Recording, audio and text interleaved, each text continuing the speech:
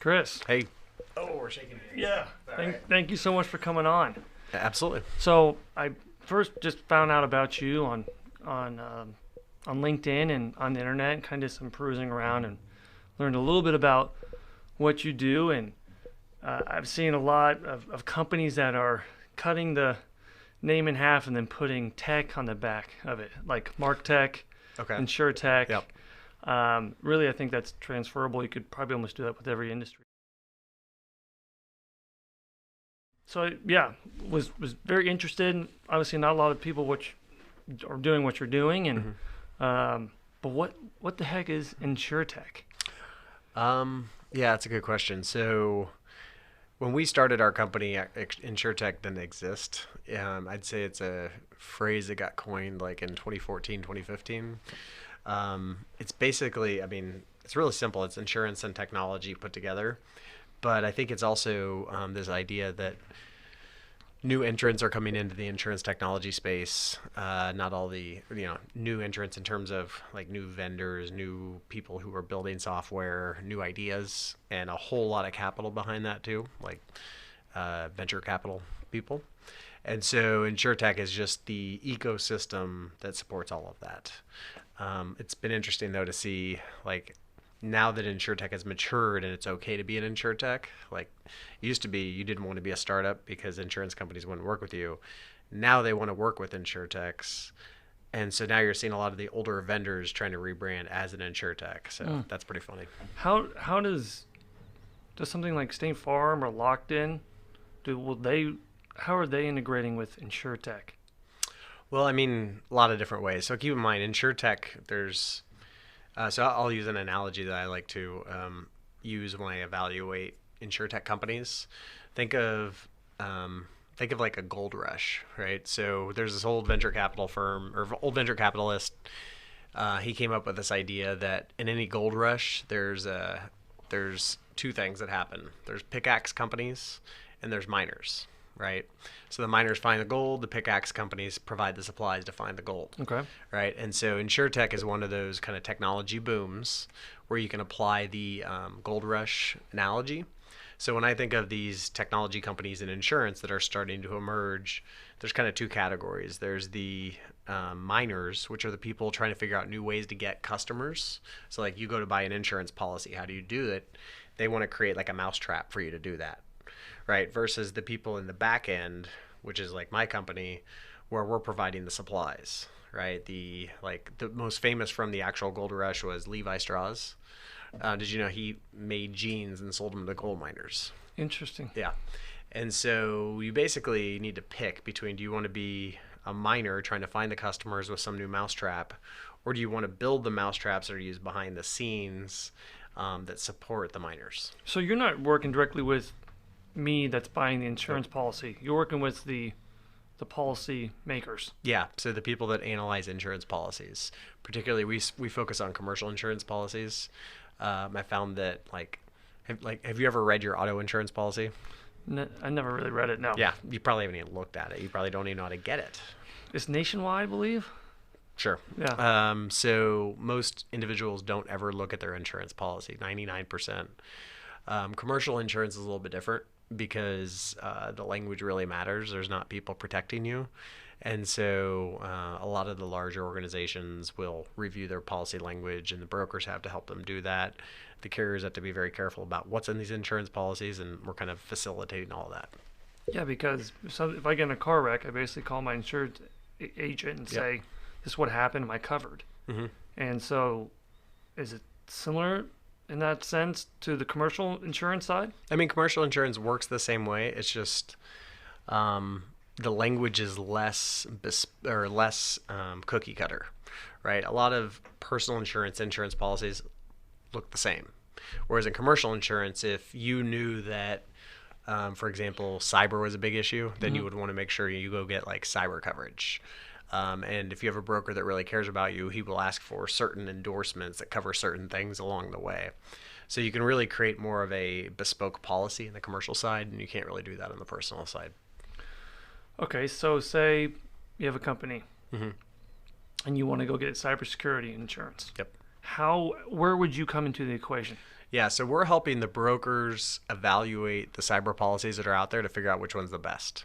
Because And how do you do that? yeah, so we're taking essentially like use Nationwide. Let's say Nationwide has a cyber policy and AIG has a cyber policy. They're written differently. We use machine learning to take those policies, break down the clauses like into structured data, and then categorize those clauses. So then, and we do that for both policies. So then when you hit on war exclusion as an example, it goes and finds those two clauses, even though they're written differently and maybe not even called a war exclusion. So then you can evaluate them together. So you can then do that for the whole policy, and then you can do that across lots of carriers and have a good idea then who has the best coverage, who has holes, who has gaps, that sort of thing. So you're it's almost like an aggregator, where you're taking all the different insurance policies and then comparing and contrasting them together and saying, okay, these are some good ones, these are not some good ones. Yeah, we don't make the judgments about what's good or bad. We're just helping them get to the information faster so they can do their analysis. Because I hear over and over from brokers or underwriters that are doing similar analysis, and what they currently do a lot of times is they print out the policies, they pick out an X-Acto knife, and they cut the clauses up physically, and then they move them around on their desk. And so we're like an electronic version of that. Mm. Okay, and so an AIG or a Nationwide would pay you guys for your product. Yep. Which is RiskGenius. Yes, that's right. And RiskGenius is the software. Yes, that's exactly right. That automates what you just explained. Yep. Okay. Is this like the most boring episode ever so far? No, this is great. Oh, okay. No, that's really good because people, for me, and I don't care if people think it's boring. Yep. I don't. I think it's these are the guts of these big companies and how the world is changing. Yep. And I think it's really fascinating because there's so many different ways of doing business when you such a unique idea, and then you can automate such a time-taking process like that, like physically taking an X-Acto knife, cutting up a contract. Okay, yeah, of course, let's automate it and turn it into technology. Yep. So this might be a little more applicable to your world. You do like placement of employees in companies, right? Mm-hmm. I think there's a company called Textio that is doing similar to what we do to insurance policies. They do it to resumes. Right, so they're breaking down resumes and understanding what you're looking for and what you're not looking for, and then using AI to serve up the best candidates. And I see that use case popping up a lot. Yeah, and I think a lot of there's websites like Dice and Career Builder and Monster and Indeed, and they're starting to use this machine learning. Yep. And just basically creating that automation, that filtering process, Yep. Making it more efficient, and I've gone back and forth this a lot with the recruiting industry, and I don't think we're ever going to get to a point where you can automate a person. Totally agree. There's always going to be a step where a person needs to interact with a person. Yep. Because you can put all the buzzwords on a resume, and I'm sure you've done some hiring because you've Yep. been around, but you can see the most fantastic resumes and the person shows up and they're a dud. I hear that story all the time. Yeah, I mean, there was a broker once who kind of snarkily replied to me on a LinkedIn post, and he said, robots can't have martinis, right? And I was like, that's a pretty good point. But I totally agree with you. There's a book, 0 to 1 by Peter Thiel, who started PayPal. And he talks, he's one of the most forward-thinking kind of technologists. And his whole point is pure automation is not going to work. It's humans plus machines. That's who's going to win. So when I talk to brokers, it's not, hey, we don't want to replace you. We just want to make you a lot faster so you can do the value-added stuff instead of literally cutting up a piece of paper. Yeah. Well, and I think they need to keep automation and technology separate. Because I think people start to think that you hear all this fear-mongering of how jobs are going to be taken over by automation. I mean, it's just going to make us more efficient, but I don't think it's going to get rid of the jobs. I mean, yeah, some cases, but it's not all doom and gloom like that. Yeah, I generally believe human beings, because of our egos, we will find things to do, right? We don't want to be totally replaced. So even if there's software that totally replaces a person, a lot of times there might be a manager that wants to keep that head count so that he has his fiefdom.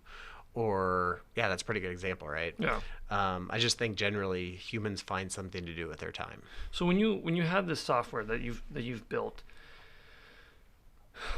How did you come across the idea of making that? So I used to be an attorney doing claims, insurance claims, like big construction claims. And so when we first launched our company, we were doing claim document management, which is it's about as horrible as it sounds. It sounds terrible. Yeah. So I would go with a team to construction sites or construction offices and scan paper documents, collect electronic data for the insurance company. So you can imagine the contractor was really pissed off when we were there.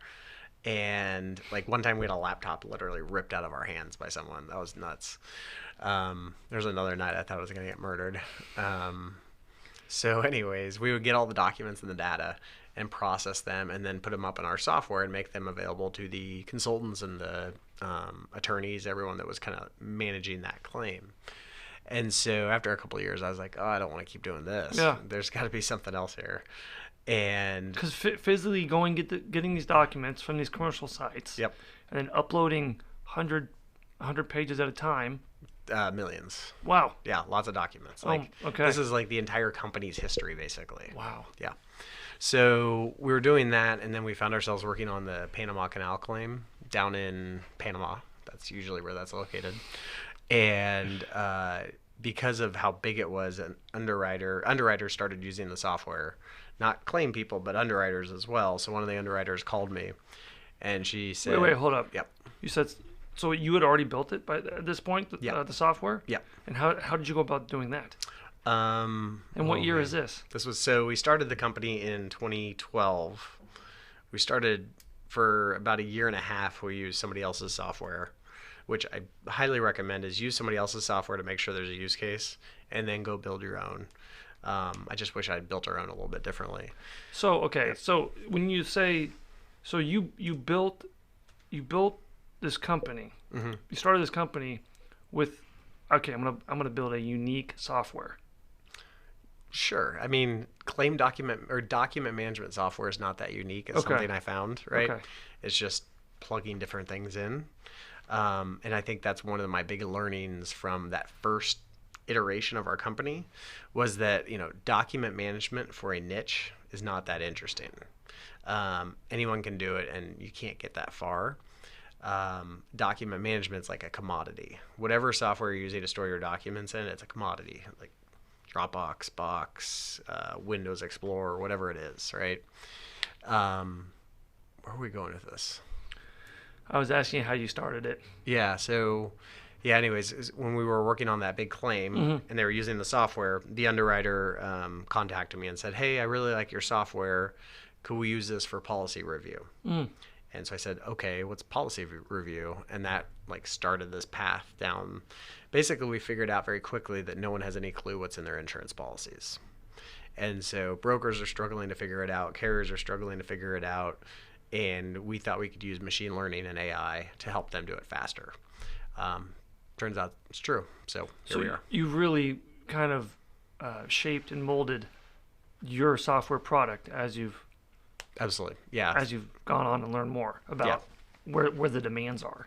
Yeah, definitely. It's a much bigger use case when we pivoted over to policy review, right? Because just imagine all the commercial insurance policies out in the world and all the mistakes that are being made. We know there's lots of mistakes being made, and so our software helps people catch those mistakes really fast. What stops a company like, say, Oracle or IBM or HP sees what you're doing, and they say, whoa, we should be able to offer that same product for our clients. Is that something that they could find entry into? I mean, anyone could, right? Like anyone could find entry into any software. It's a matter of focus. And we spent probably 3 years of R&D.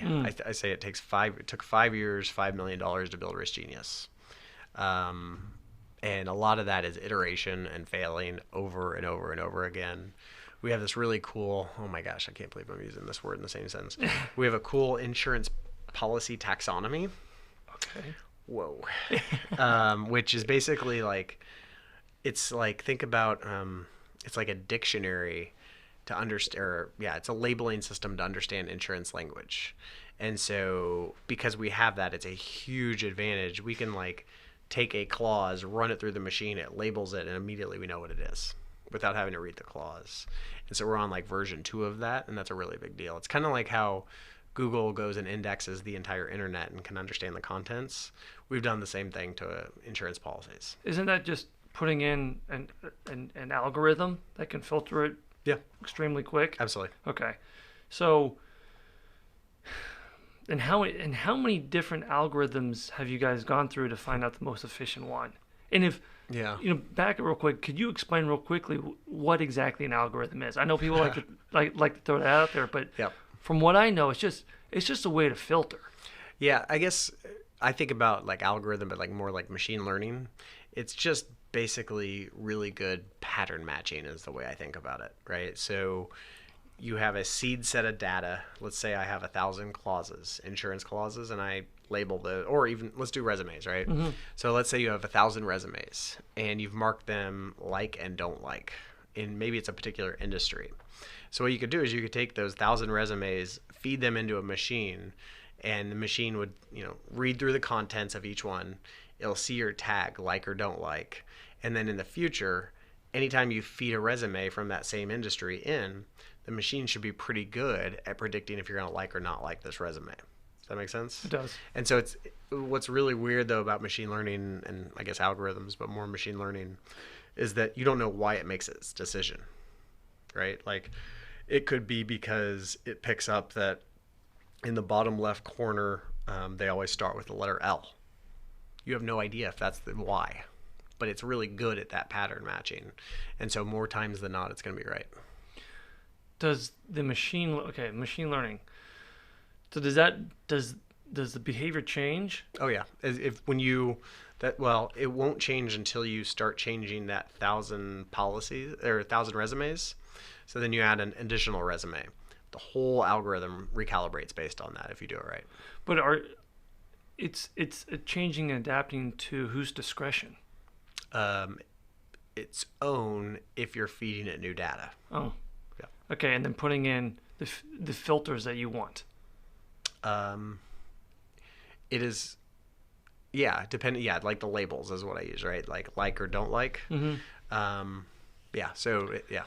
Well, I'm just trying to think. You have these multi-billion-dollar staffing firms, Mm-hmm. and if you could make the filtering process, because most of their databases are going to be filled with millions and millions of candidates nationwide. Yep. And making those databases more efficient. Yep.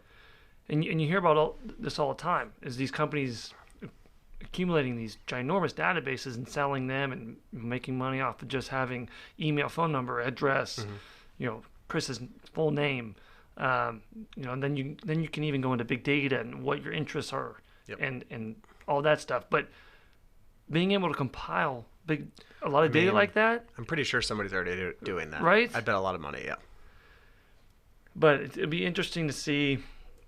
I mean, there's no products. I'm not seeing any products on the recruiting side, and that would make a recruiting firm super efficient. Yeah. I think they're out there. Yeah. Yeah. Well, probably have to do a little bit more research then. So you went to KU. Yep. You grew up in Kansas City. Yep. Overland Park.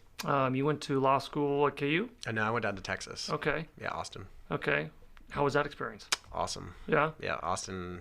It was back before Austin got really big, Mm. right? So it was when Austin was still pretty weird. Do you know their slogan? It's like, keep Austin weird. Yes, I've seen that. Yeah, it was still weird at the time. Now they have all the high rises and stuff, so it's not the same. But yeah, it was great. And then you came back to Kansas City. I actually went then directly to Washington, D.C. to practice law. Okay. Yep. And what was it like practicing law in D.C.? It's a grind. Yeah. It's a grind. I mean, billable hours, 2,000 a year, which that's like a full-time job. But then you realize that an additional third of your time on top of that 2,000 should be administrative hours. So then you're looking at, what is that? I'm terrible at my 7. Yeah, whatever that is, 2,500 or 2,800, something like that, hours. That's a lot of hours. So you really cut your teeth out in D.C. Yep, absolutely. And how long were you there? 5 years. 5 years. Yep. You're like, okay, I'm burnt out. I want to come back home to Kansas City.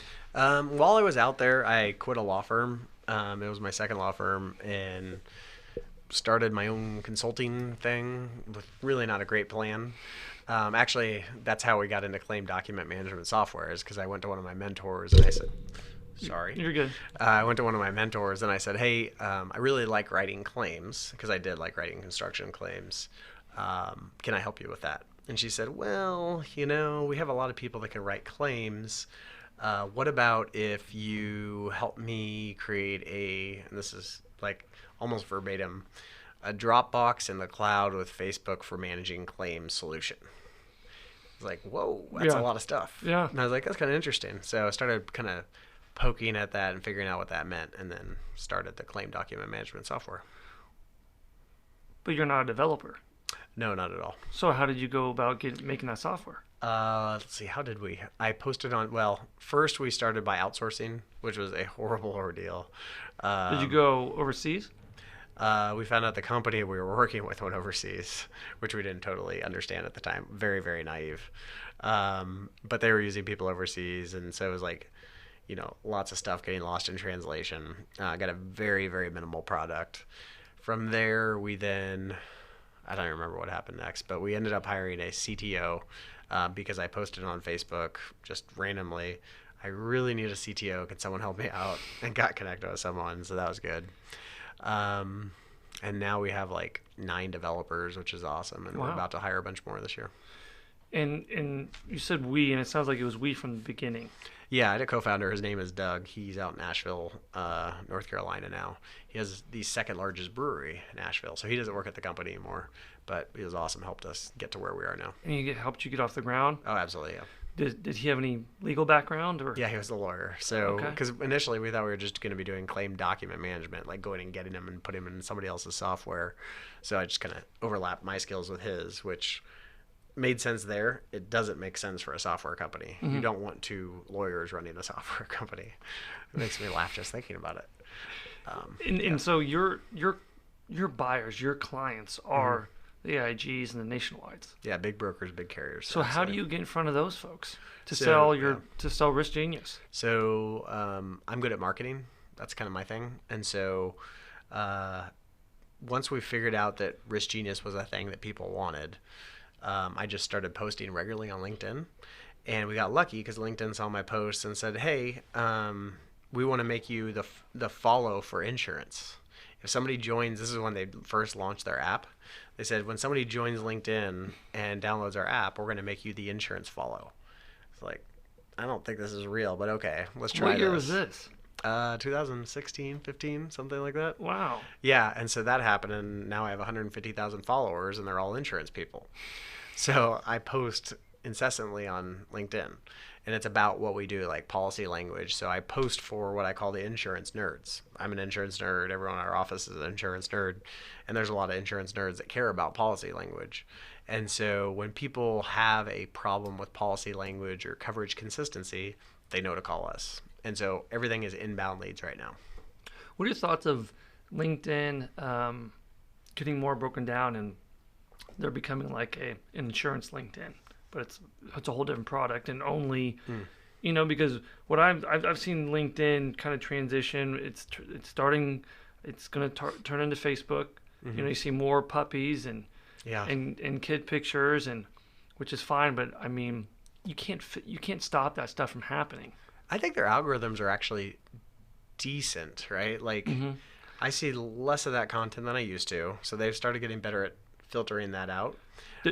Based on what the individual wants to see. Yeah, right. So you have to be pretty diligent about if somebody's annoying you, just unfollowing them, right?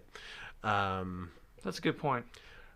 I mean, in the end, like I still think of LinkedIn as just a giant Rolodex, right? So it was never meant to be like I don't think like a messaging platform. Mm-hmm. But if like you have to figure out how, like LinkedIn, like for example, outside links don't work well on LinkedIn, right? Videos don't work well on LinkedIn unless you do one of those text videos. I just found this out recently. You don't want, everyone does the whole heads talking thing on LinkedIn. I think that's so boring. Like, I want nothing to do with that. Wait, we're basically taking a selfie? Yeah. And instead of driving in the car and they're like, Motivational Mondays. Absolutely. Like, who's watching this? And exactly. They get like 4 likes. But whatever. Yeah, no, I nerd out there. Like, I talk about, can you believe this policy language? And all of a sudden, 50 comments. It's just like, whoa, that's crazy. So you get a lot of traction. Yeah, absolutely. And so has that been a catalyst in order to get into some of these bigger? Absolutely, yeah. Okay. Like One of our first deals was with a big Australian insurance company called QBE, or one of the 20 largest insurance carriers in the world. And I got connected with them because a guy named Ted Stuckey saw all my posts on LinkedIn, and he ended up running QBE's Innovation Lab in North America. So we met at a conference like in, I don't know, I'm guessing on a year, but 2015. And then a year later, he was running their venture arm. And he's like, hey, I want to invest. I'm interested in your company. Can we talk? And so literally all that came out of LinkedIn. What kind of in order for someone to approach you with, I want to invest, or I'm interested, were you, because I think what you put on social media, there's so many different angles. You can put stuff about me. You can put stuff more indirect. You can do a podcast. There's different avenues. How were you and how are you approaching your content that you put out there? So I'm doing two things. I focus on, number one, really nerdy insurance stuff. So trying to think of an example. There was a post I did where I talked about which companies are going to win, the back engine pipes of all these software companies, or the front end kind of user experience UX companies.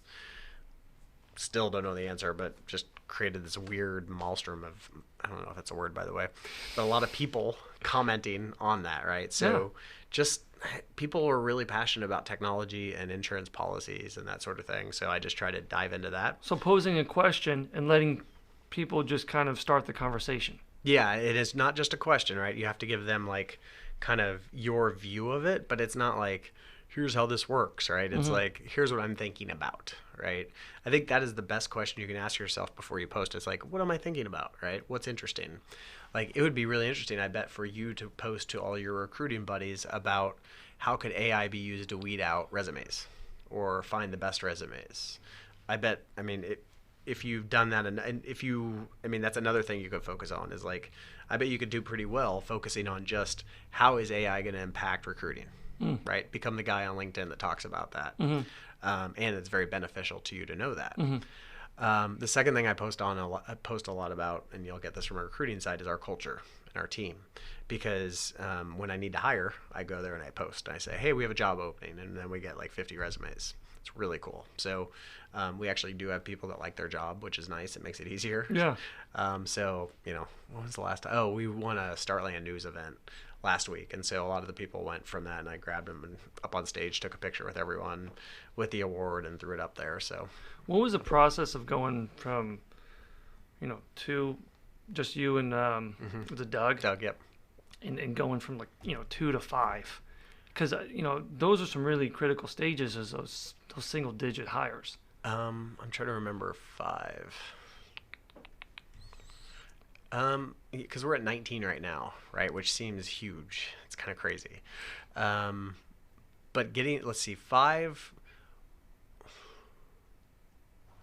Yeah, I think one thing that we did over the last year, sorry, I'm answering the question I want to answer. No, go for it. Yeah. One thing I did that really helped me was I started adding kind of executive layer, right? Which really, really has helped. Because now I have Jennifer and Jeremy. Jennifer runs our tech. Jeremy runs our operations. And so like just before I came over here, I had all these questions about certain users in the software. And I was like, okay, do I need to list out everyone that I have a question for? And I was like, no, Jeremy, you answer these, Jennifer, you answer those. So, we did our initial hires, and then we've done kind of those executive hires, and having that now coalesce on a team has been really, really helpful. I think one of the mistakes I made was trying to manage all the hires initially and not have kind of those executive managers. So delegating. Yeah, I was not good at delegating for a long time. You wanted to be in control of everything that was going on. Yeah, absolutely. And it is a lawyer thing, I think, right? Like my background as a lawyer means like lawyers generally want to control as much as they can. Yeah. And so the more I've kind of let go, the better things have gone. Like the next stage I need to do that with is sales, right? So if anyone's listening in your sales, come find me, because like that's our next hire, is like the person that can run sales. So to piggyback off that, so you've been doing a lot of your sales on LinkedIn, organically. You said you're great at marketing. It sounds like you don't have any sales. You don't have a sales department. It's just me. So why are you thinking now that you need to pursue sales, especially because insurance is so sales heavy, especially on the, locked in, and you have all these agents. Yeah, well, the primary reason is because the product is almost done, right? So, and by product, there's this policy checking thing in insurance where, we've talked about comparing the language and that sort of thing. Mm-hmm. But the other hard part for the brokers is like, imagine in the new year, you want a different policy from a different carrier because you're angry for some reason. Mm-hmm. It's really hard for your broker to compare last year's policy to the new year's policy and tell you the differences. Why? Totally different carriers written, policies written totally different ways. Year by year. If you decided to switch, probably, and I hope I'm not getting anyone in trouble, but probably you don't get the opportunity to switch a lot because it's hard for the broker to manage that because you're a small business, right? Mm-hmm. Same with us, right? Our brokers are awesome, but generally people don't want small businesses switching a lot with their insurance policies just because it's so hard to take last year's policy and then a new carrier opportunity, like a quote, and understand the differences. And if the broker misses a difference and doesn't advise you of it, and then you have a claim and you identify that difference and it causes you something negative to happen, you can then sue them or make a claim, and then they got to pay out on that. So it's like their errors and omissions exposure. Man, I am really nerding out right now. No, it's in depth. I mean, you have to be as smart as you are to really have the confidence to go create a product like this. Well, I have to have a really good team, to be honest with you. Like, our team's really good at listening to the users, understanding the use case, and then diving in. So our product that does that policy checking in an automated way, mm-hmm. that's almost done. That comes out like March. And so we know that is a huge product, huge market. Mm-hmm. And so we don't need to sit back anymore. We're just going to go get the market. And in order to do that, obviously, you need salespeople. These salespeople, do they have to have had previous insurance? That's something I'm working on actually right now, is like the right type of person. Mm-hmm. And so that's selling to the brokers. Also on the carriers, I'm thinking about the right type of salesperson, right? Because at the carrier level, we probably want somebody that can open doors, right? Whereas on the broker side, you need somebody that can just make a value prop, mm-hmm. right? It's a little bit different for the two. And so I'm actually putting together a plan for that right now. Yeah, that was the second division that we started outside of tech, was sales, because we were getting our tech clients were saying, hey, we now need some really sharp sales folks to come in here and now sell the product or expand. And it's hard. I mean, the sales is not for everybody at all. Yeah. And it's a total grind, and I think it can be a thankless job for a lot of people. It depends on the product, right? If it's a grind, it's a crappy product. Right. A lot of times. And there's a lot of that out there, Yeah. but it's I think right now there's a real turning point in just sales. My where I started my sales career, it's a kind of more of an old school sales process mentality, and they still have it in place. And we're trying to create, working smarter, not harder, making your time as a salesperson more efficient and effective. And I just think there's a transition there, and are you seeing that? Yeah, I mean, I am always amazed to meet one of those companies or industries where they just have hundreds or thousands of salespeople and they're cycling through them, right? Yes. Because I'm like, man, they're just dialing basically to try to find a lead. Mm-hmm. And I guess that's not really in my DNA because I don't really like sales that much. So I want to have a product that's so good that it essentially sells itself. And I think that's kind of where things are going, at least on the software side for sure, right? Because you have software as a service now where things can be tweaked and changed so quickly that things get really good, Mm-hmm. right? And it's not like trying to sell a big enterprise system. Yep. So yeah, I think software is so different than a lot of the other stuff that's out there. Yeah. Well, and then I think people think they're too fancy to pick up the phone and call and develop a relationship from a call. Yep. And so I've been seeing salespeople, because we've been doing a lot of sales recruiting.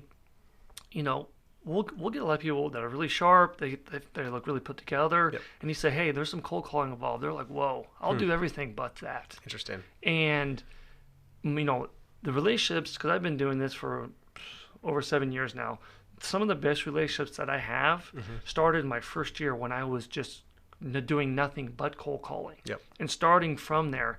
And I'm seeing that if you're willing to cold call, you're kind of an anomaly now.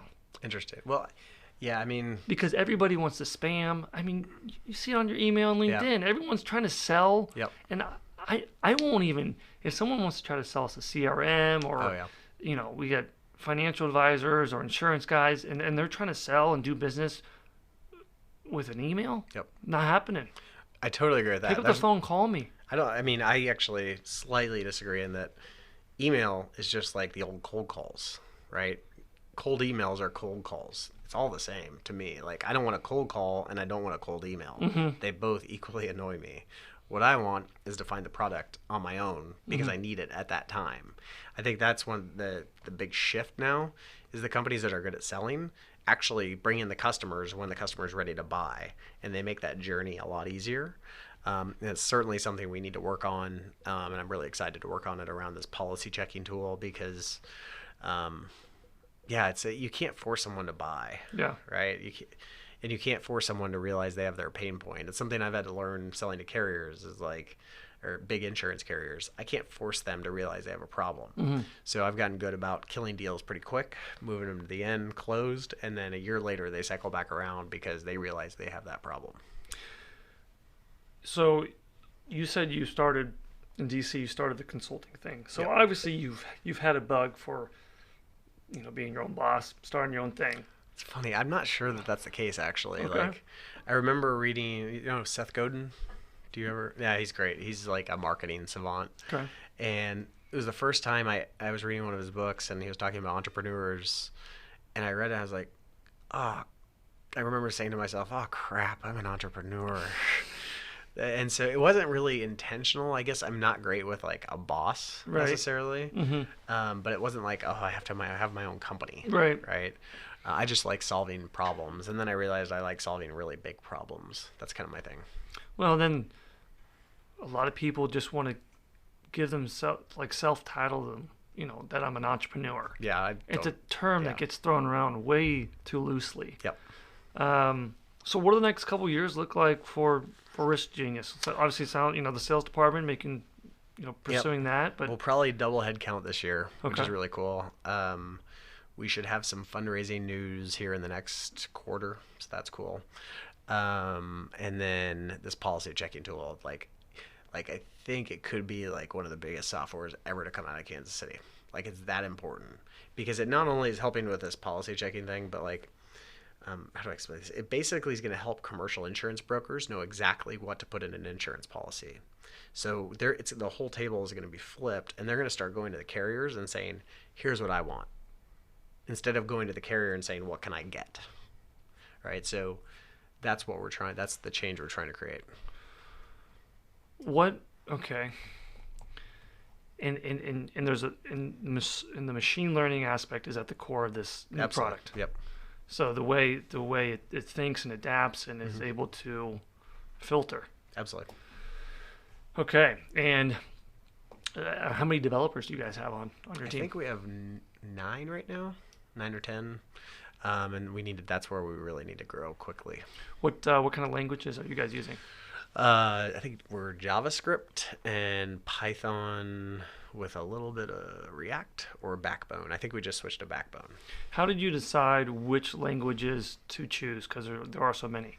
No, I'm just kidding. I don't know anything about these languages. Yeah. Whatever the team says. Okay. Yeah. So, I don't know. I know they've made the decisions, but I never really poked and prodded as to why. And how long have you guys been building this specific app? I guess RiskGenius we started building, because that's the product, right? Okay. We started building that in 2015, into 2015. And we initially came out with a carrier use case, which is, we call it a Smart Forms library. And then we came out with that in about 2017 or so, 2016, 2017.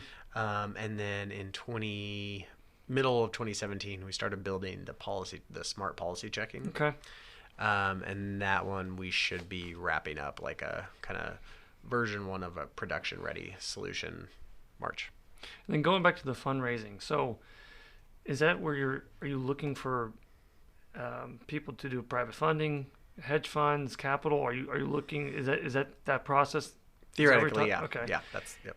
And that's also confusing too, because you hear about these companies, especially software companies, going through stages of equity, or going to an angel board, and there's a couple different boards here in Kansas City where you can go pitch, and I feel bad for people wanting to start a business, because they're like, do I need to get fundraising? How do I raise capital? Is that just something you do?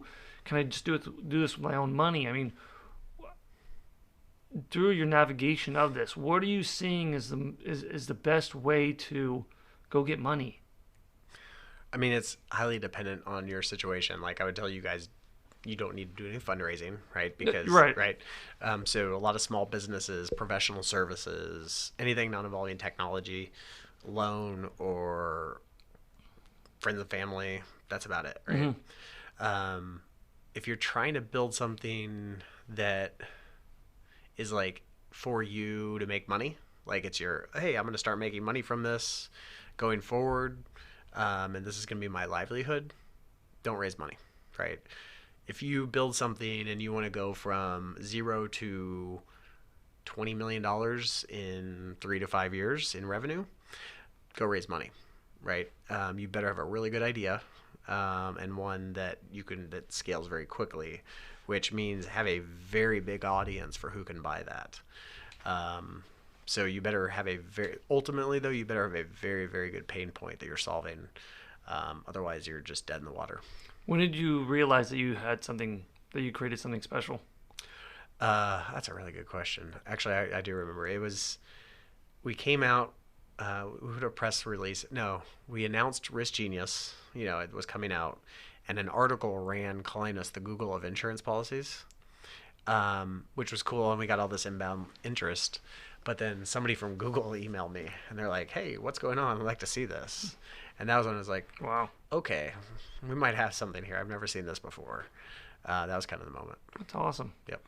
Well, if anybody wants to get a hold of you, or interested in some of these upcoming opportunities, what's the best way for them to go about doing that? Yeah, just email me, chris@riskgenius.com, or you can just call me on my cell phone. Should I give that out? Yeah, why not? Sure. 202-553-3181. That seems like a really bad idea now that I've done it, but whatever. It's all right. We'll have to take the video down maybe one day, but hopefully that it'll be a good thing if we ever get to that point. Yeah, absolutely. But this has been awesome. This has been super educational for me, and I had absolutely no clue, and I pretty much still have no clue what's going on with what you're doing, but I think a lot of the viewers will appreciate it, and really, man, appreciate your time. Yeah, when you get a RiskGenius stamp on your policy that it's been reviewed with RiskGenius, you can give me a call and be like, okay, you made it. Nice. Yep. Awesome. Yep. Awesome. Thank you, man. Cool. Thank you. Appreciate it. That was great. Thanks. Cool. All right. An hour? Wow.